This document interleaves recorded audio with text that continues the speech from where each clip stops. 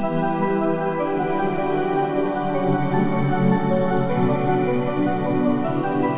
अस्सलाम वालेकुम.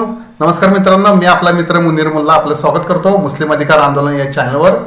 मित्रांनो, नुकताच 10वी आणि 12वीचा रिझल्ट लागलेला आहे. सर्व उत्तीर्ण विद्यार्थ्यांचे हार्दिक अभिनंदन.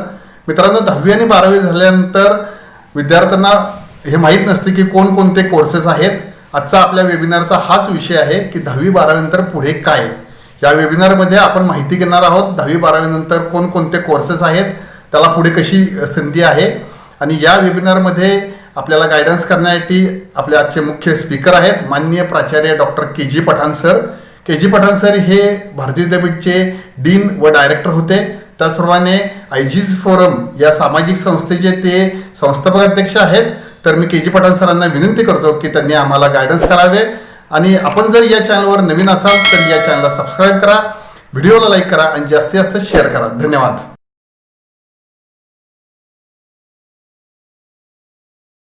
मुस्लिम अधिकार आंदोलनाचे संस्थापक माझे मित्र आणि या आमच्या मुवमेंटमध्ये अतिशय मनापासून सहकार्य करणारे त्यांचे इतर मित्र, सलाम वालेकुम.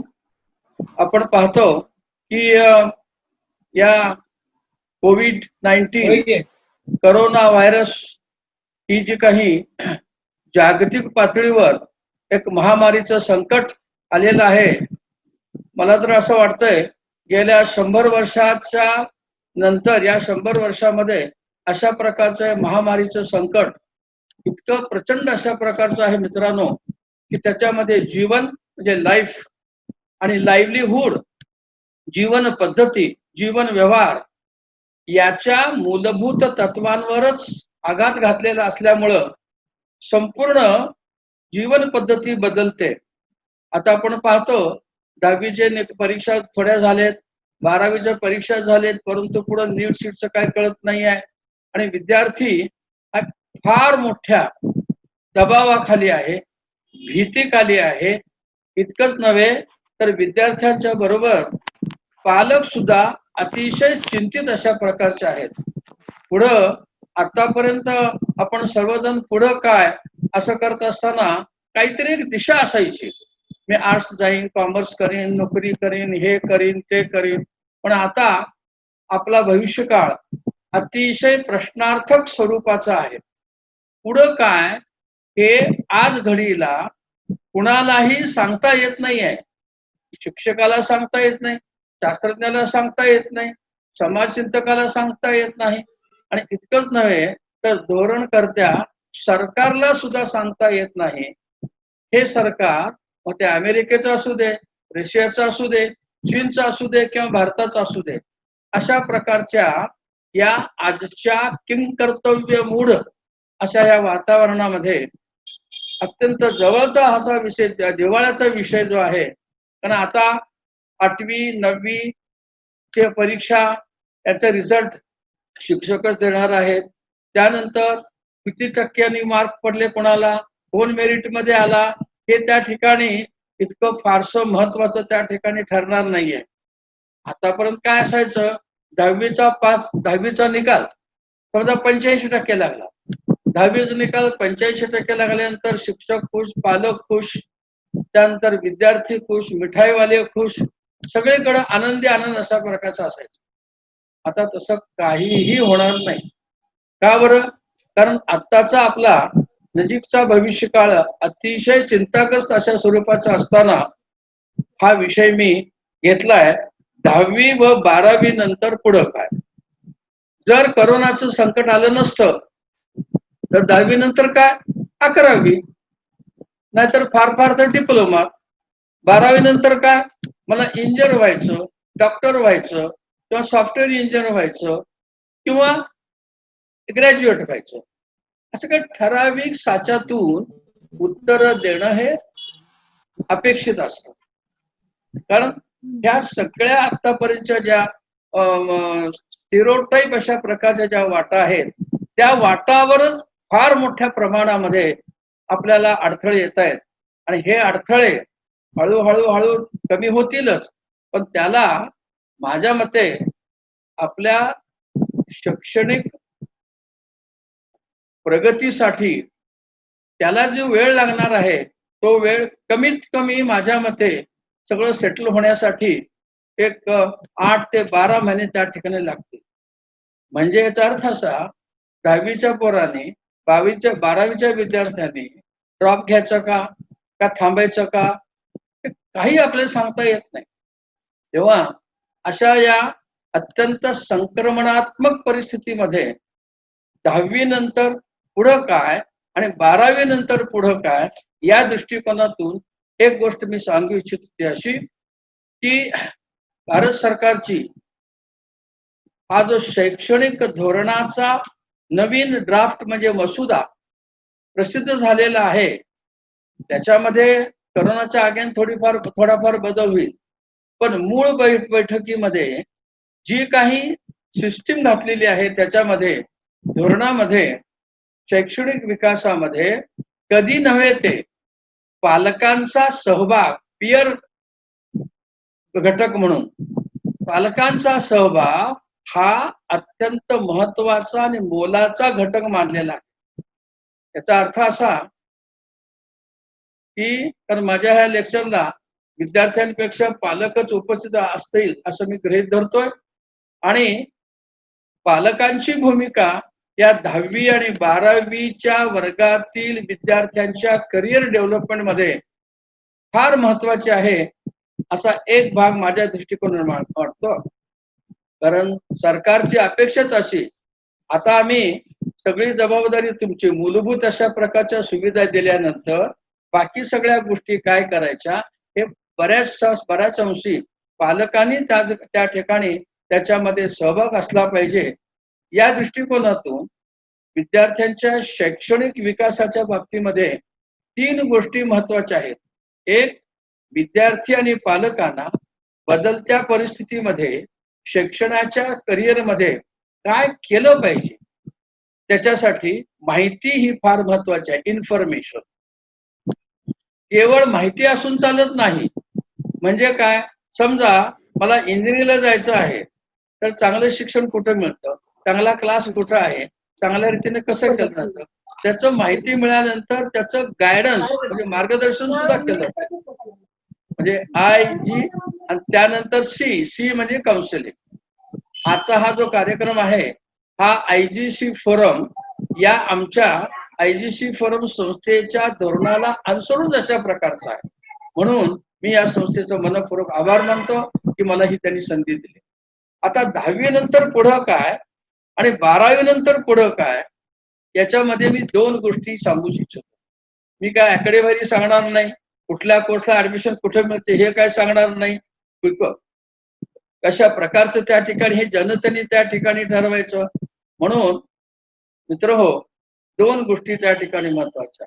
मी अत्यंत जबाबदारीनं माझा आतापर्यंत या काउन्सिलिंगच्या क्षेत्रामध्ये गेल्या 7-8 वर्षाचा जो अनुभव आहे त्या अनुभवाला अनुसरून मी एक सांगतो, 10वीचं वर्ष हे धोक्याचं आणि 12वीचं वर्ष हे मोक्याचं. 10वीचं वर्ष हे धोक्याचं आहे असं मी याच्यासाठी म्हणतो की 10वी शिकणाऱ्या विद्यार्थ्याला त्याची बौद्धिक क्षमता, त्यानंतर त्याची विचार करण्याची प्रवृत्ती आणि सगळ्यात महत्वाची गोष्ट 10वीचा विद्यार्थी हा स्वतःहून या बाबतीमध्ये मी काय होणार, काय करणार या संबंधी स्वतःहून निर्णय घेऊ शकत नाही. कारण त्याची बौद्धिक पातळीच तितक्या निर्णय क्षमतेची असत नाही.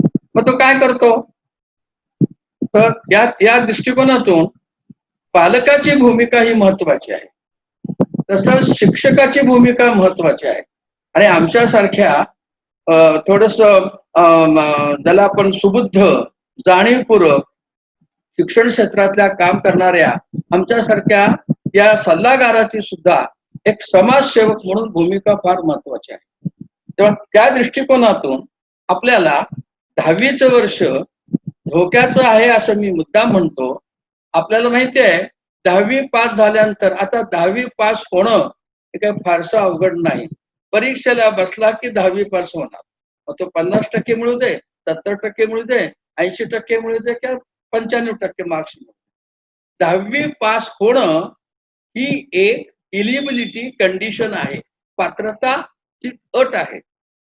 ती पात्रतेची अट कोणती? त्याच केवळ अटीवर काय काय आपल्याला करता येईल हा एक भाग. समजा काही लोकांना परिस्थितीमुळं 11वी करायची नाही, 12वी करायची नाही, हा एक भाग.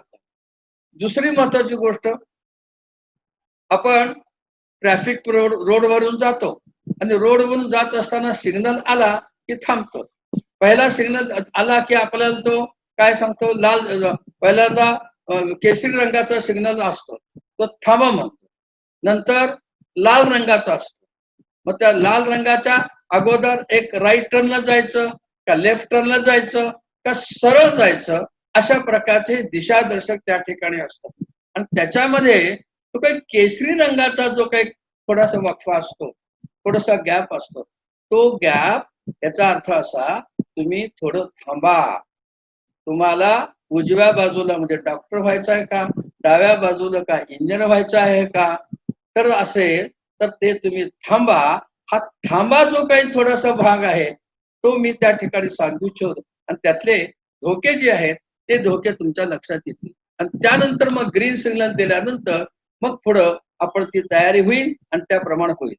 आणि ही जी धोक्याची घटना धोक्याची जी काही सूचना आहे, ती धोक्याची सूचना मी विद्यार्थी आणि पालक यांना सुद्धा त्या ठिकाणी देऊ इच्छितो.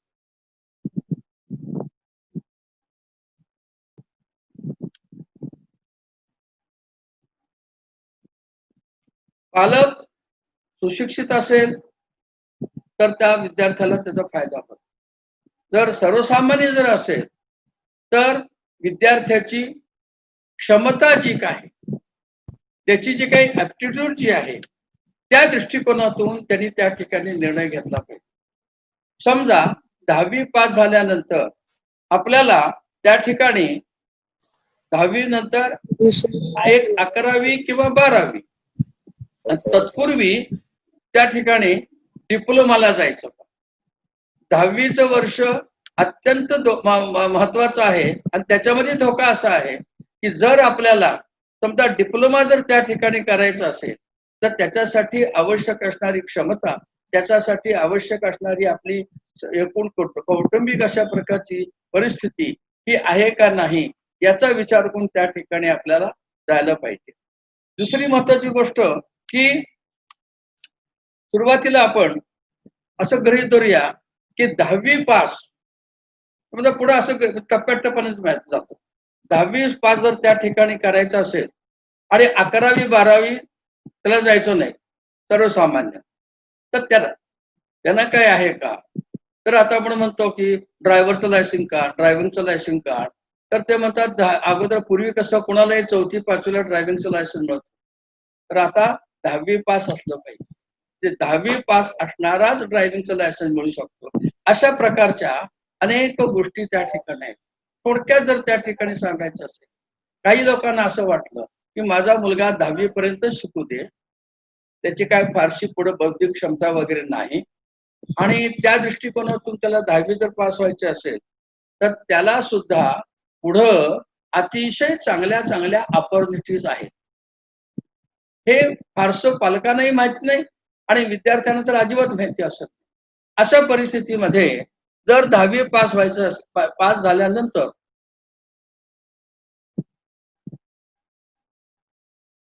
आता इथं एक लक्षात ठेवा, 10वी पास झाल्यानंतर कुठलंही जीवनावश्यक अशा प्रकारचं आपल्या लाईव्हलीहूड ज्याला हे सेटल व्हायचं असेल तर त्याला ती पात्रता 10वी पास होणं या पात्रतेबरोबरच त्याची क्षमता सुद्धा असली पाहिजे. त्या दृष्टिकोनातून त्याला ती परीक्षा दिली पाहिजे.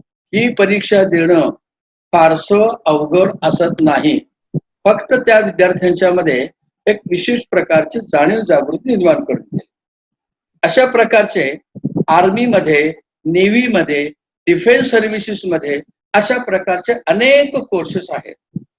त्यानंतर railway clerk, TC, ticket collector, या दृष्टिकोनातून हे छोटे छोटे कोर्सेस जर तुम्ही ते केले आणि हे कोर्सेस पेक्षा हे कोर्सेस 6 महिन्याचे 8 महिन्याचे असतात आणि त्या यंत्रणेच्या मार्फत ते कोर्सेस चालवले जातात. म्हणजे थोडक्यात डिप्लोमा इन इतकंच नव्हे तर एखादा मुलगा एखादी मुलगी हल्ली हे म्युझिक मध्ये फार मोठं आकर्षण असल्यामुळं त्याला डान्सची आवड आहे, झुंबा डान्सची आवड आहे, असे छोटे छोटे छोटे कोर्सेस त्या ठिकाणी आहेत. त्याच्यामध्ये मात्र पालकांनी आणि त्यांना देणाऱ्या मार्गदर्शकांनी नीट अशा प्रकारची माहिती दिली पाहिजे. त्यानंतर बिल्डिंग सुपरवायझरचा एक कोर्स आहे 10वी पास नंतर काय. दुसरी गोष्ट फार्म मॅनेजमेंटचा कोर्स आहे. आणि सगळ्यात महत्वाची गोष्ट तुम्ही 10वी शिका 12वी शिका अंडर ग्रॅज्युएट ग्रॅज्युएट साधा BA विथ हिंदी असला जरी सुद्धा त्याला आजच्या या नवीन परिस्थितीमध्ये मित्रांनो हेल्थ सेक्टर मध्ये प्रचंड अशा प्रकारची मागणी आहे.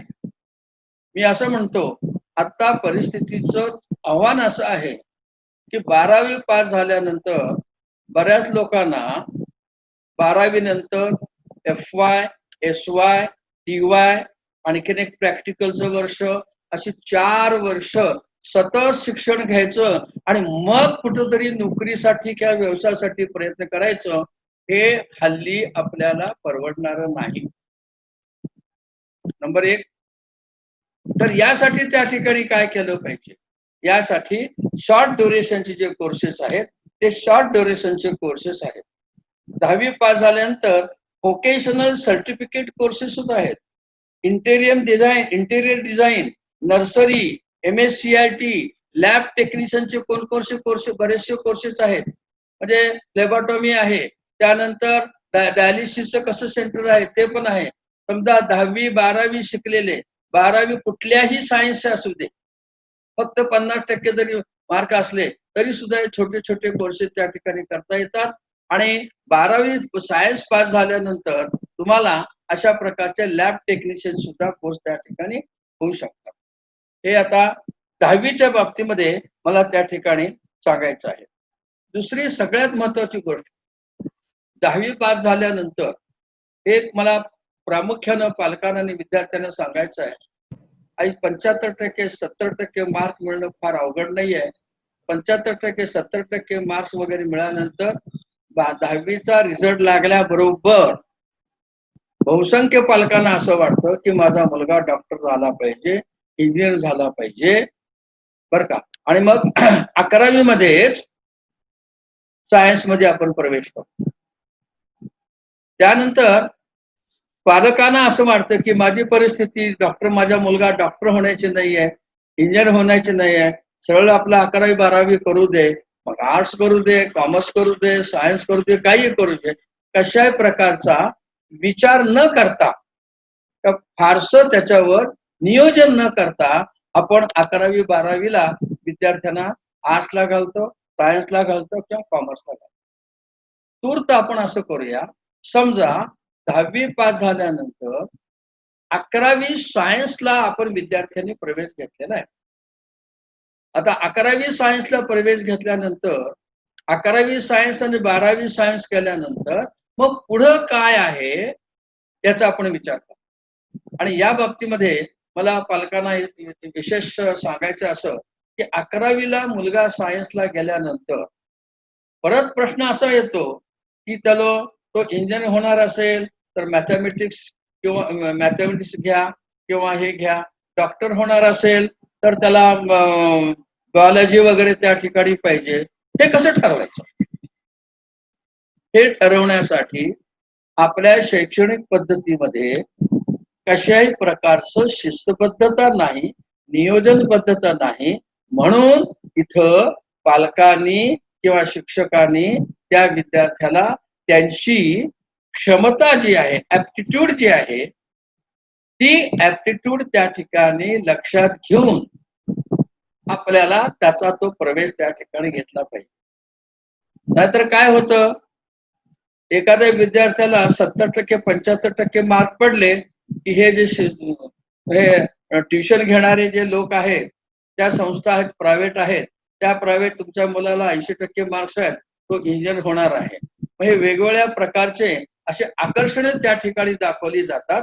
आणि मग तुमचा मुलगा इंजिनियर होईल तर मग जेईई बसवलं पाहिजे, डॉक्टर होणार असेल तर नीट बसवलं पाहिजे. मग आम्ही काय करू, 11वी वर्ष जे आहे ते 11वी वर्षाचं पहिला पोर्शन हा 11वीच्या 6 महिन्यामध्ये घेऊ आणि त्यानंतर 12वीचं वर्ष पहिला पोर्शन 11वीच्या दुसऱ्या टर्म मध्ये घेऊ आणि 12वीचं संपूर्ण त्याला नीट किंवा अशा प्रकारच्या जीईची त्या ठिकाणी तयार करू. अशा प्रकारचा बंबार्डिंग पालकांच्यावर आणि विद्यार्थ्यांच्यावर केलं जातं. या ठिकाणी पालकांनी अतिशय जागरूक राहिलं पाहिजे. जोपर्यंत त्याची ऍप्टिट्यूड त्या ठिकाणी होत नाही, जोपर्यंत त्याची इच्छा आहे का नाही, त्याची क्षमता आहे की नाही, तो अशा प्रकारचे सीईटीला तो पात्र आहे की नाही, या बाबतीमध्ये त्याला त्या ठिकाणी आपण विचार करणं हे अत्यंत आवश्यक आहे. आणि हे होत नसल्यामुळं मी 2 गोष्टी सांगू इच्छितो की जे टेक्निकल म्हणजे इंजिनिअरिंग होऊ इच्छिणारे आणि डॉक्टर होऊ इच्छिणारे, असे समजा डॉक्टर होऊ इच्छिणारे 100 विद्यार्थी आहेत की जे साधारण नीटला बसलेले आहेत. इंजिनियर होऊ इच्छिणारे 100 विद्यार्थी बसलेले आहेत. त्याच्यामध्ये फक्त 20% खऱ्या अर्थानं कार्यक्षम असतात, माझं स्पष्ट मत आहे. त्यांची ऍव्हरेज जर हे केली आणि ज्यांच्याकडे मग पैसा भरपूर आहे, जे आर्थिकदृष्ट्या त्या ठिकाणी सबळ आहेत, त्या दृष्टिकोनातून ते जातील. बाकीचे लोक जे आहेत ते बाकीचे लोक नीट आणि जेईई याच्यामध्येच गुंतलेले त्या ठिकाणी असतात. आणि मग समजा मी जेईई झालो नाही, चांगल्या रीतीनं पास झालो नाही किंवा याला हे झालो नाही, नीट जर झालो नाही तर मी डॉक्टर होणार नाही का? समजा डॉक्टर जर झालो नाही तर मग माझं भवितव्य काय?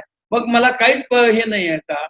या ठिकाणी मला फार महत्वाची गोष्ट सांगायची आहे की हे जे डॉक्टर आणि इंजिनियर होऊ इच्छिणारे जे विद्यार्थी आहेत त्यांची जी काही जबर इच्छाशक्ती असते तेवढीच इच्छाशक्तीचे अनेक अशा प्रकारचे पर्यायी कोर्सेस आहेत. ते थोडस तुम्ही सगळ्या आता सांगणं मला शक्य नाही कारण वेळेच्या अभावी. तेव्हा ज्या पालकांना असं वाटतं की माझा मुलगा इंजिनियर झाला पाहिजे, माझा मुलगा जर त्या ठिकाणी हे झाला पाहिजे, आणि समजा त्याची तर त्या निवड जर झाली नाही कारण ऍडमिशन मर्यादित जातात, तर अगदी संपूर्ण फ्रस्ट्रेशन यायचं काहीही त्या ठिकाणी कारण नाही. कारण तितक्याच तोला मोलाचे, तितकेच भविष्य काळामध्ये पैसे देणारे, तुम्हाला श्रीमंत करणारे असे अनेक कोर्सेस आहेत. तेव्हा मित्रांनो, तुमचा मुलगा किंवा मुलगी नीट आणि जेईला जर बसत असेल तर वेलकम. पण त्या जर त्याला संधी मिळाली नाही, मी असं ऐकलं, म्हणजे माझा अनुभव असा आहे की पालक असं म्हणतात की माझ्या मुलाला MBBS लाच ऍडमिशन पाहिजे आणि ती जर मिळाली नाही तर त्याला BAMS ला ऍडमिशन मिळाली तरी ते घेत नाही. तर त्या दृष्टिकोनातून आपण जागरूक राहून निराश व्हायचं नाही आणि फ्रस्ट्रेशनला त्या ठिकाणी यायचं नाही. आणि हे त्या ठिकाणी हा जो निष्कर्ष त्या ठिकाणी घ्यायचा असेल तर 11वी झाल्यानंतर, समजा आता 11वीला आपण आत्ताच 11वी सायन्स आर्ट्स घेतो किंवा कॉमर्स घेतो. समजा 11वी 12वी ही एक संक्रमण काळातील फेज आहे.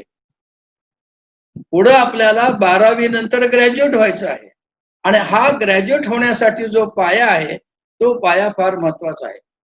माझं स्पष्ट मत असं आहे, विद्यार्थी आणि पालक सुद्धा 11वीचं वर्ष हे अतिशय लाईटली घेतात. माझं स्पष्ट मत असं आहे, सगळ्यात तुमच्या करिअर मध्ये डेव्हलपमेंट करायची असेल, समजा कलेक्टर व्हायचं असेल, IAS व्हायचा, स्पर्धा परीक्षामध्ये जायचं असेल, बँक ऑफिसमध्ये जायचं असेल, तर हे सगळे 12वी नंतरचे जे काही करिअर कोर्सेस आहेत त्याच्यासाठी आवश्यक असणारी जी स्पर्धा परीक्षा आहे, एंट्रन्स टेस्ट आहे, म्हणजे प्रवेश परीक्षा जी घ्यावी लागते, त्या प्रवेश परीक्षेच्या अभ्यासक्रमाचा 80% अभ्यासक्रम हा 11वी आणि 12वीचाच आहे. त्याच्याकडे आपण त्या ठिकाणी दुर्लक्ष करतो. तेव्हा 11वी मध्ये समजा तुम्ही आर्ट्स घेतलं, कॉमर्स घेतलं, डिप्लोमा घेतला, इंजिनिअरिंग घेतलं, कुठलं जरी झालं तरी सुद्धा पुढच्या तुमच्या भवितव्याच्या दृष्टिकोनातून त्याला हे फाउंडेशन आहे आणि ते फाउंडेशन आपण दुर्लक्षित करतो. तसं मात्र दुर्लक्षित होऊ नये. माझं स्पष्ट मत आहे, विद्यार्थ्यांनी 11वीचं संपूर्ण वर्ष 11वीचं संपूर्ण वर्ष 2 गोष्टीसाठी त्या ठिकाणी हे करावं. नंबर 1, त्या ह्याच्यामध्ये 11वीचं जे 10वी पास झालेले जे विद्यार्थी आहेत त्यांची फिजिकल पर्सनॅलिटी वाढण्याची फार मोठी संधी आहे. म्हणजे पुढं जे काही तुम्हाला average level of intellectual capacity जी लागते त्याच्या वाढीमध्ये, बुद्धीच्या वाढीमध्ये त्याला फार मोठी संधी आहे. म्हणजे काय आहे तर माझ्या मते 11वी मध्ये गेलेल्या विद्यार्थ्यांनी तुझी साईड कुठली असू दे पण त्याचा फिजिकल फिटनेस हा महत्वाचा आहे.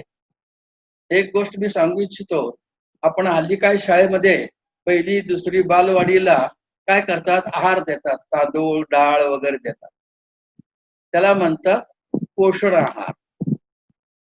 आता 11वीचा विद्यार्थी जो आहे तो 11वीचा विद्यार्थी 10वी पासून 11वीचा आणि 12वीचा विद्यार्थी आहे, त्याच्या कुठल्याही साईडच्या शिक्षणाबरोबर त्याची फिजिकल पर्सनॅलिटी ही वाढणं अत्यंत महत्वाचं आहे की ज्याच्याकडं आपण पालक आणि विद्यार्थी दुर्लक्ष करतो.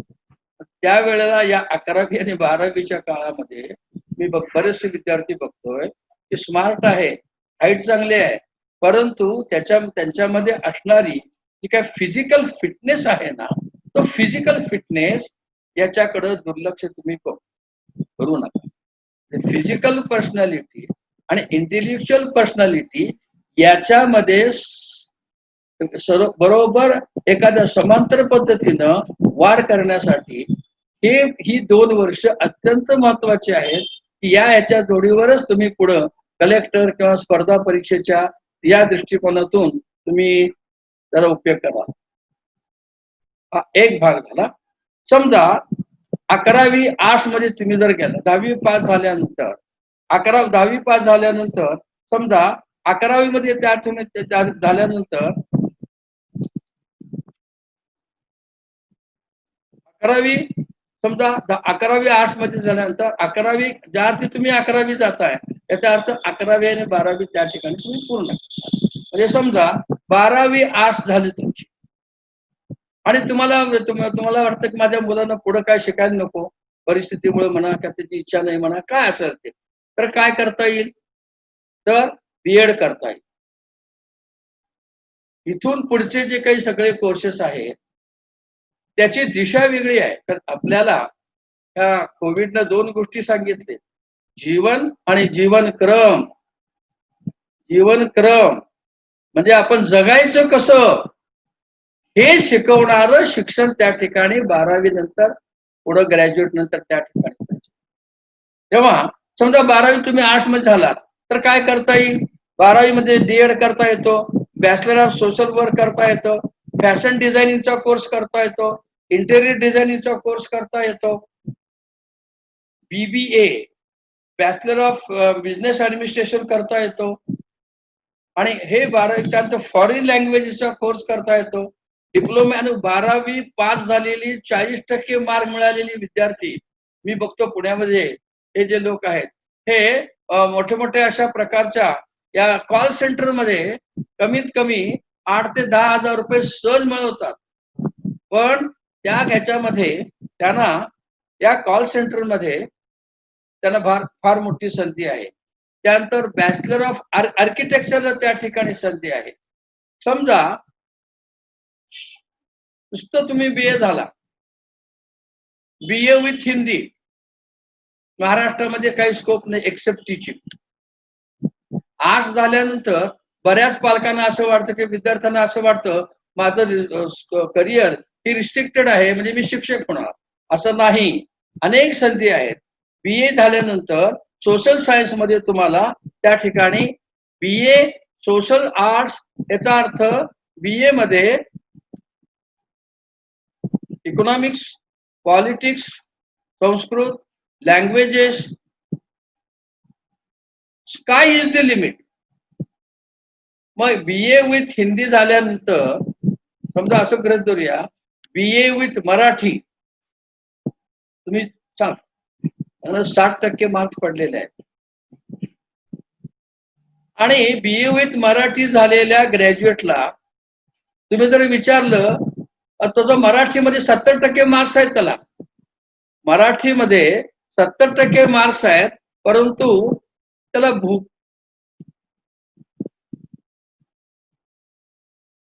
भूकंप शब्द लिहिता येत नाही. काय उपयोग? BA विथ अर्थशास्त्र आहे, RBIचा फुल फॉर्म सांगता येत नाही, SBIचा फुल फॉर्म सांगता येत नाही.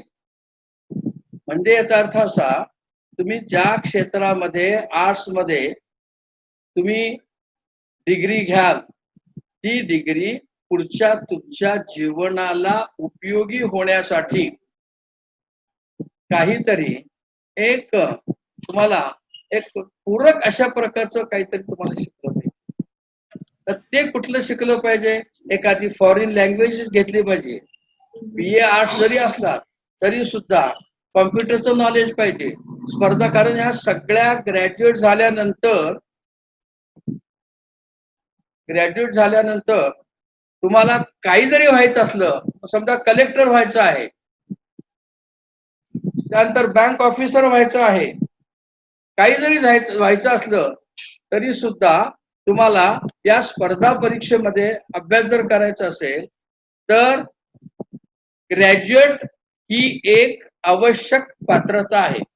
बघा, any graduate is eligible to become collector, any graduate is eligible to become bank inspector.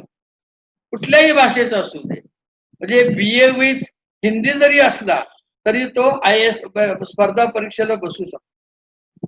याचा अर्थ असा की ग्रॅज्युएट याचा अर्थ स्नातक. जो विद्यार्थी 12वी नंतर ग्रॅज्युएट होतो त्या विद्यार्थी, याचा अर्थ असा, ग्रॅज्युएशन ही एक रेकग्निशन आहे, ही एक अधिकृत मान्यता आहे.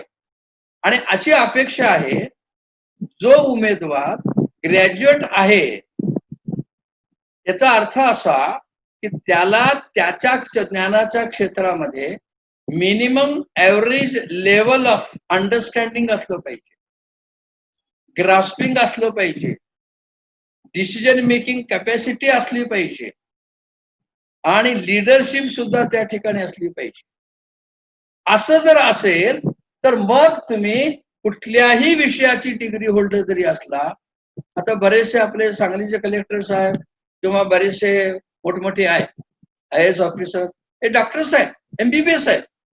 ते कसं? आणि एक IAS ऑफिसर पहिले 6 महिने फर्टिलायझर कॉर्पोरेशनचा कमिशनर असतो, त्यानंतर परत त्याची बदली कलेक्टर म्हणून होते, त्यानंतर परत त्याची बदली सचिवालयामध्ये होते. ते कसं?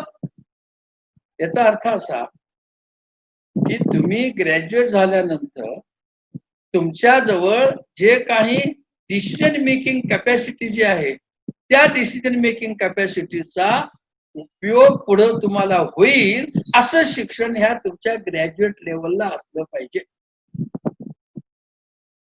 आणि ते असण्यासाठी केवळ डिग्र्या किंवा 70% किंवा 80% मार्क्स असले पाहिजेत असं नाही.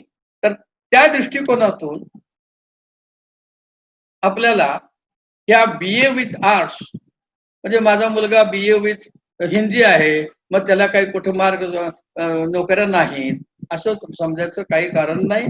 पण त्याच्यासाठी आवश्यक असणारी जी काही स्पर्धा परीक्षा असते ती स्पर्धा परीक्षा दिली पाहिजे. आणि या स्पर्धा परीक्षेचा अभ्यासक्रम पुन्हा पुन्हा मी सांगतोय, म्हणजे तुमचं IAS असू दे, IPS असू दे, बँकिंगचा असू दे, त्याच्यामध्ये तुम्हाला जे काही सिलेबस आहे ते सिलेबस 12वी पर्यंतच त्या ठिकाणी असतं. थोडंसं 20-30% त्या ठिकाणी जास्त असतात.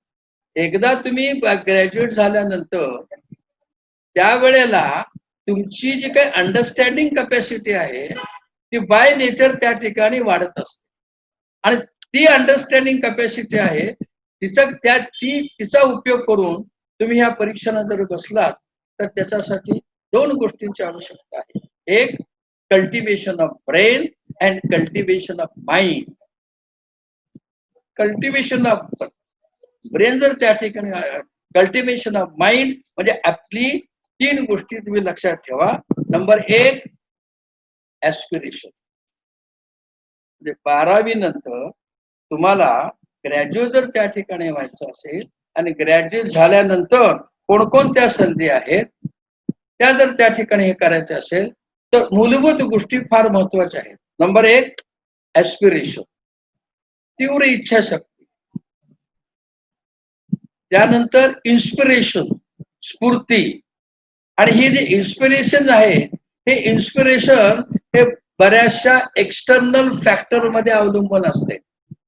म्हणजे तुम्ही कुणाला गुरु मानता, तुम्ही कुणाचं ऐकता, कुणावर तुमचा प्रभाव जास्त पडतो. एक साधी गोष्ट लक्षात ठेवा की काय झालंय की पर्सनॅलिटी प्लेज अपॉन पर्सनॅलिटी. एक व्यक्तिमत्व दुसऱ्या व्यक्तिमत्वावर प्रभाव टाकत असतं. एक व्यक्तिमत्व दुसऱ्या व्यक्तिमत्वावर प्रभाव टाकत असतो. म्हणजे पर्सनॅलिटी प्लेज अपॉन पर्सनॅलिटी. तुमच्या करिअर डेव्हलपमेंट मध्ये 12वी पास झाल्यानंतर तुम्हाला ज्या क्षेत्रामध्ये जायचं आहे ती क्षेत्र निवडण्यासाठी तुम्ही you should be inspired bye home. त्याला काही एक्सटर्नल फॅक्टर्स असतात आणि त्या एक्सटर्नल फॅक्टर्स पण असतात आणि इंटरनल फॅक्टर्स असतात. इंटरनल फॅक्टर म्हणजे आपली फॅमिली, आपली घरची आर्थिक परिस्थिती कशी आहे, घरचे आपले पालक काय करतात, माझ्या वडिलांचे वडील काय करतात, या दृष्टिकोनातून हे इन्स्पिरेशन आहे. मी एक सामान्य मुस्लिम अतिसामान्य कुटुंबातला एक नागरिक होतो. मी समजा बीए विथ अर्थशास्त्रामध्ये मी झाल्यानंतर मला सांगलीच्या विलिंग्डन कॉलेजमध्ये मी बीए विथ इकॉनॉमिक्स झालो. इकॉनॉमिक्स, पॉलिटिक्स आणि संस्कृत थोडंसं वेगळं कॉम्बिनेशन होतं. या संस्कृतचा सुद्धा मला पुढं प्राध्यापकीय पेशामध्ये की जो विषय मी अर्थशास्त्र हा विषय इंग्लिशमध्ये शिकवत होतो आणि मराठी भाषेमध्ये शिकवत असताना मी बीए ला संस्कृत हा सबसिडरी विषय घेतला होता. त्याचा मला फार उपयोग झाला. तुम्ही घेतलेलं नॉलेज कुठल्याही विद्याशाखेचं असो त्या विद्याशाखेमध्ये तुम्हाला तुमच्या त्या ज्ञानामध्ये किती भर पडते त्याच्यावर अवलंबून आहे. म्हणजे 12वी नंतर तुमच्या करिअर डेव्हलपमेंटच्या ज्या स्टेजेस आहेत त्या स्टेजेस कशा, इन्फॉर्मेशन, त्यानंतर गायडन्स नंतर इन्फॉर्मेशन मिळते. आता संपूर्ण डाटाबेस भरपूर आहे, इन्फॉर्मेशन मिळते, पण त्या माहितीचा कसा उपयोग करायचा. आता बरीचशी जवान पोरं 11-12वीची पोरं 2-2, 3-3 तास त्या ठिकाणी ह्याच्यावर बसतात. कशावर, मोबाईलवर बघतात, इंटरनेट बघतात. अक्षरशः त्यांच्या बुद्धीचा भुगा होतो. पण त्याचा उपयोग माझ्या करिअर डेव्हलपमेंटसाठी व्हावा हे त्यांना का वाटत नाही हे मला लक्षात येत नाही. आणि त्याच्यामध्ये सुद्धा तो गोंधळ त्या ठिकाणी निर्माण असतो. सांगायचा मुद्दा असा की करिअर डेव्हलपमेंट मध्ये ऍस्पिरेशन, तीव्र इच्छा असली पाहिजे, इन्स्पिरेशन, स्फूर्ती असली पाहिजे. यू शुड बी इन्स्पायर्ड आणि त्याच्यासाठी वातावरण चांगलं असलं पाहिजे. त्यानंतर ऍप्टिट्यूड ही फार महत्वाची आहे. तुम्हाला तिची आवड आहे की नाही, ते आवड एकदा असल्यानंतर तुम्ही त्याच्यासाठी कष्ट करणार की नाही. ऍप्टिट्यूड, त्यानंतर ऍटिट्यूड, तो दृष्टिकोन त्या ठिकाणी असला पाहिजे, हार्डवर्क असलं पाहिजे. आणि सगळ्यात महत्वाची गोष्ट मित्र हो, तुम्हाला सेल्फ कॉन्फिडन्स त्या ठिकाणी असला. आणि ह्या जर सगळ्या गोष्टी असतील तर कोणतीही अशा प्रकारची क्षेत्र असो ते क्षेत्र निवडणं तुम्हाला फारसं अवघड जाणार नाही. 1-2 फंडे मी सांगू इच्छितो. तुम्हाला 12वी नंतर जे काही विषय निवडायचे आहेत त्या विषयामध्ये तुम्ही तुमच्या जीवनामध्ये तुम्ही कसे सक्सेस होणार, हे सगळे जे कोर्सेस आहेत. एखाद्याला विचारलं व्हॉट इज युअर ऑक्युपेशन, तुमचा व्यवसाय काय, तर तो म्हणतो माझा व्यवसाय व्यापार. तुमचा व्यवसाय काय, माझा विषय इंजिनिअरिंग. तुमचा व्यवसाय काय, माझा विषय डॉक्टर. हे सगळे जे काही व्यवसाय आहेत त्या व्यवसायाला एक विशिष्ट प्रकारचं स्किल्स लागतं आणि ते स्किल तुमच्यामध्ये आहे की नाही हे तपासण्यासाठी, हे स्किल्स तुमच्याकडे आहे की नाही हे तपासण्यासाठी या सगळ्या परीक्षा घेतल्या जातात. नंतर या सगळ्या परीक्षा त्या ठिकाणी स्किल बेस्ड आहे. म्हणजे प्रोफेशन, डॉक्टरचा प्रोफेशन, इंजिनिअरिंगचा profession, it is nothing but profession is a occupation which needs specialised training. आणि हे ट्रेनिंग घेतल्याशिवाय तुम्ही डॉक्टर किंवा होऊ शकत नाही. तर त्या दृष्टिकोनातून तशा प्रकारची डॉक्टर होण्याची तुमची ऍटिट्यूड किंवा ऍप्टिट्यूड आहे की नाही ते सिद्ध करण्यासाठी या नीट म्हणा किंवा अशा प्रकारच्या त्या परीक्षा असतात. ह्या परीक्षा तुम्ही दिल्यानंतर तुम्हाला सेल्फ कॉन्फिडन्स त्या ठिकाणी येतो. अशा प्रकारच्या तुम्ही 10वी पास झाल्यानंतर 11वी 12वी आर्ट्स, सायन्स आणि कॉमर्स. आता कॉमर्सचा त्या ठिकाणी आपण जर विचार केला, अगदी थोडक्यात तुम्हाला सांगायचं असेल तर तुम्ही बीकॉम होऊ शकता, बँक ऑफिसर होऊ शकता, डेव्हलपमेंट ऑफिसर होऊ शकता. 50% नाही 35% मार्क्स असले तरी सुद्धा चालतील. त्याच्यामध्ये तुम्ही सीए फाउंडेशनचा course, BCom FY SY BCom TY करता करता सीए फाउंडेशनचा कोर्स तुम्ही करू शकता. त्या दृष्टिकोनातून तुम्ही BBA करू शकता, BCA करू शकता. हे सगळे ग्रॅज्युएशनचे कोर्स करत असताना मला एक फार महत्वाची गोष्ट सांगायची आहे. कुठल्याही ग्रॅज्युएशनचा FY SY TY या 3 वर्षाच्या कालावधीमध्ये, या 3 वर्षाच्या कालावधीमध्ये माझं मत काही व्हॅल्यू ऍडिशन कोर्सेस तुम्ही करा. एक फाउंडेशन कोर्स इन कॉम्प्युटर, दुसरं एखादी फॉरेन लँग्वेज तुम्ही शिकली पाहिजे, तिसरं कम्युनिकेशन स्किल शिकलं पाहिजे, चौथं त्यानंतर पर्सनॅलिटी डेव्हलप, एखादा हॉबी त्या ठिकाणी ही केली पाहिजे. आणि या दृष्टिकोनातून ग्रॅज्युएट होत असताना त्याला व्हॅल्यू ऍडिशन, मूल्यवर्धित अशा प्रकारचे कोर्सेस कोणते करायचे त्याच्यासाठी मात्र काउन्सिलिंगची अत्यंत गरज आहे. सगळ्यात महत्वाची गोष्ट म्हणजे परवा आम्ही एक प्रयोग केला. जे विद्यार्थी किंवा विद्यार्थिनी बीकॉमच्या थर्ड इयरला आहेत ते बीकॉम व्हायच्या अगोदर आम्ही त्यांना एक 2 महिन्याचा बँकिंगचा कोर्स दिला. आणि तो बँकिंगचा कोर्स ज्या सामान्य विद्यार्थ्यांनी केला, त्या मुलींनी केला, त्यांना लगेच नोकऱ्या सुद्धा त्या ठिकाणी. म्हणजे नोकऱ्या मिळण्यासाठी केवळ ग्रॅज्युएट होणं महत्वाचं नसून आपण त्या नोकरीक्षम त्या ठिकाणी हे असलं पाहिजे. हे सगळं करायचं असेल तर मी एक फंडा तुम्हाला सांगू इच्छितो. आवड, निवड, सवड. तुम्हाला आवड असली पाहिजे. You should have choice. निवड असली पाहिजे. निवड तुम्ही कशी करायची. सवड असली म्हणजे याचा अर्थ तुम्हाला एकदा तुम्ही ठरवलं की मी स्पर्धा परीक्षेच्या म्हणजे IASच्या परीक्षेसाठी मी प्रयत्न करणार, त्याच्यासाठी तुम्ही ग्रॅज्युएट होऊन 2-2, 3-3 वर्ष करायचे काही जरूर नाही. तुम्हाला स्ट्रॉंग विल पॉवर जर असेल तर सवड असली पाहिजे. म्हणजे स्पर्धा परीक्षेच्या तयारीला 1 वर्ष तुम्ही जर मनापासून जर केला, भले तुम्ही डेप्युटी कलेक्टर होणार नाही, निदान तहसीलदार तर व्हाल, तेव्हा एखादं बँक ऑफिसर तर व्हाल. ती जी काही सवड इथं माझ्या मते प्लॅनिंग असलं पाहिजे, डिव्होशन असलं पाहिजे. There is no other. एकच मार्ग असला पाहिजे. बाकी सगळ्या गोष्टी. पण बरेच पालक असं, बरेच विद्यार्थी काय बीकॉम झाल्यानंतर काय करताय, मी IASला परीक्षेला बसतो. पालकांना फसवतात, स्वतः फसवतात. 2-2, 3-3 वर्षाला काही होत नाही. होतं त्यातला पहिला टप्पा तरी मिळेल. तहसीलदार व्हाल, तुम्ही डेप्युटी कलेक्टर व्हाल, काहीतरी व्हाल, तर तेवढी तुमची क्षमता असते. पण ती सावधानता जी आहे ती सावधानता असत नाही. आणि म्हणजे आवड, निवड, सवड, म्हणजे प्लॅनिंग असली पाहिजे. सगळ्यात महत्वाची गोष्ट परवड, ते आपल्याला परवडायला असलं पाहिजे. आता परवडचा अर्थ दोन. अमुक एखादी गोष्ट करत असताना फार मोठी परवड झाली, फार मोठा त्रास झाला, हा एक भाग झाला. नाहीतर परवडलं पाहिजे म्हणजे आर्थिक दृष्ट्या हे आपल्याला परवडतं. तर माझा एक अनुभवांची एक असं हे आहे की आवड असली पाहिजे, निवड असली पाहिजे, सवड असली पाहिजे आणि परवड असली पाहिजे. हे जर करायचं असेल तर त्याच्यासाठी तुम्हाला तुमच्या विद्यार्थ्याला, पालकांना काउन्सिलिंगची अत्यंत गरज आहे.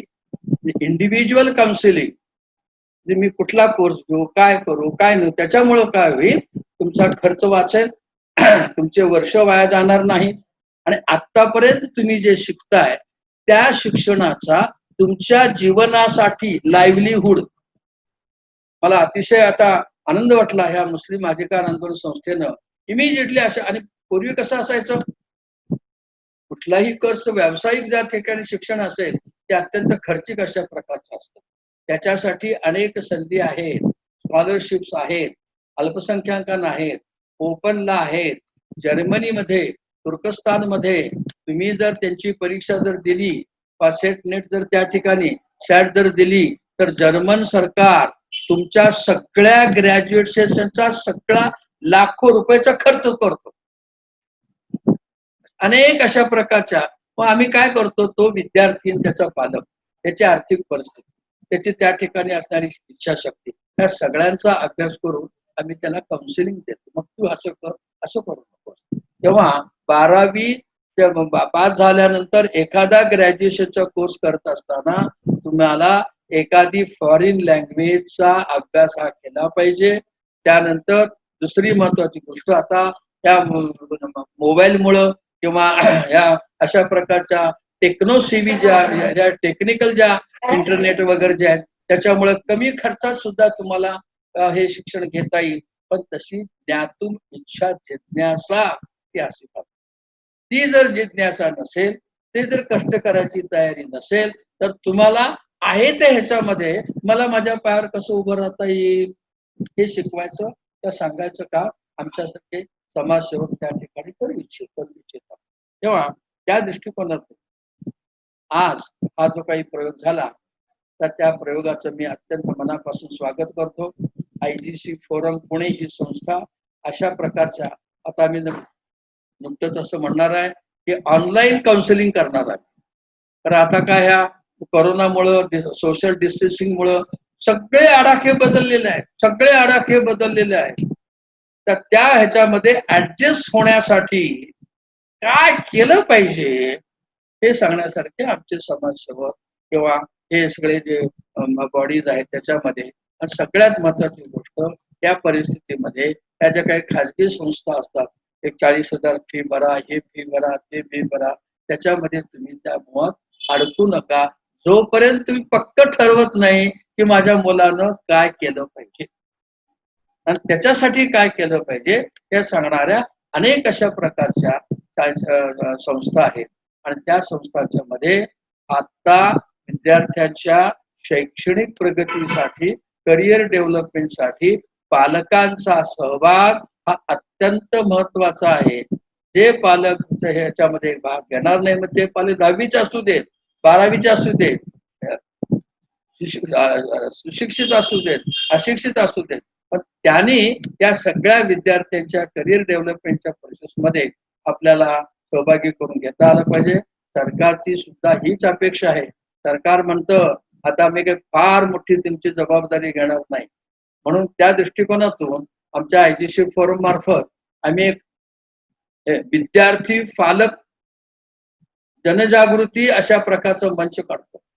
त्याची इच्छा असेल तर आम्हाला गर्दी नको, आता गर्दी करताच येत नाही, ते फार बरं झालं आमच्या दृष्टीने. तेव्हा 10वी नंतर काय, 12वी नंतर काय आणि ग्रॅज्युएट झाल्यानंतर मला डॉक्टर व्हायचं नाही नको, इंजिनियर व्हायचं नाही नको, अनेक अशा प्रकारच्या संधी आहेत. बीएससी विथ बॉटनीला प्रचंड स्कोप, बीएससी विथ केमिस्ट्रीला प्रचंड स्कोप. आणि त्या दृष्टिकोनातून बीएससी झाल्यानंतर कोणत्या अशा प्रकारच्या संधी आहेत, अशा अनेक संधीची आपल्याला माहिती मिळू शकते. त्याच्यासाठी इंडिव्हिज्युअल काउन्सिलिंगची फार आवश्यकता आहे. माझ्या आजच्या या लेक्चरमध्ये माझ्या आजच्या लेक्चरमध्ये मी काही फार मोठी आकडेवारी सांगितली नाही.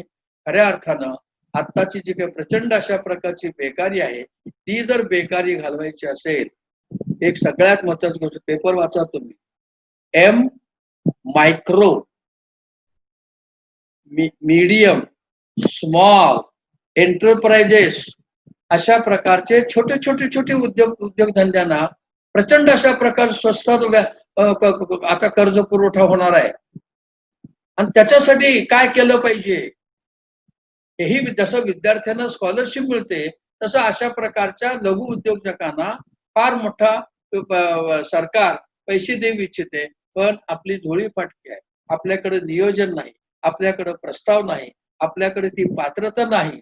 आणि पात्रता त्या ठिकाणी नसल्यामुळं काय होतं, मला पुढे मग अडथळे येतात. आणि ते अडथळे नाही जर करायचे असतील तर अशा प्रकारच्या गायडन्सची अत्यंत आवश्यकता आहे. ही एक जागृती निर्माण करण्याच्या दृष्टिकोनातून मला ही जी काही संधी या मुस्लिम आंदोलक संस्थेने दिली, त्याच्याबद्दल पुन्हा एकदा मी त्यांचे आभार मानतो.